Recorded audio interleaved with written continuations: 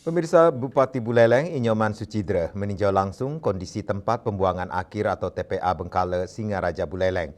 Peninjauan dilakukan untuk mengevaluasi sistem pengelolaan sampah sekaligus mencari solusi atas persoalan kelebihan kapasitas sampah di TPA tersebut.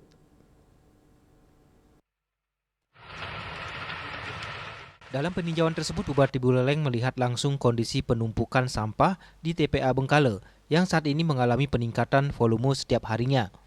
Pemkab Buleleng pun mulai merancang transisi sistem pengelolaan sampah dari metode open dumping menuju sanitary landfill.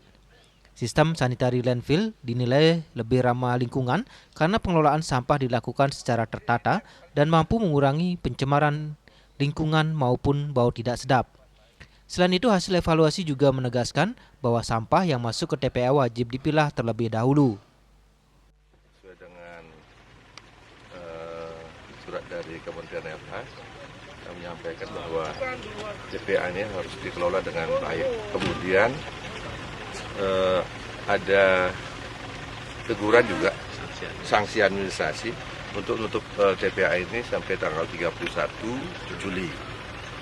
Jadi kami menghimbau kembali kepada masyarakat di Kabupaten Buleleng dimanapun agar kembali memilah sampah dari sumbernya.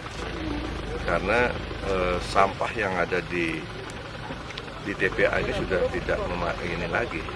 Lahan yang kita miliki tidak memadai untuk dilakukan seperti kegiatan open dumping. Sampah yang dibuang nantinya diutamakan berupa sampah anorganik, sementara sampah organik diharapkan dapat dikelola langsung dari sumbernya. Pemkab Buleleng juga terus mengimbau masyarakat agar aktif melakukan pemilahan sampah sejak dari rumah tangga. Langkah ini diharapkan mampu mengurangi beban operasional TPA sekaligus mendukung terciptanya lingkungan yang lebih bersih dan sehat.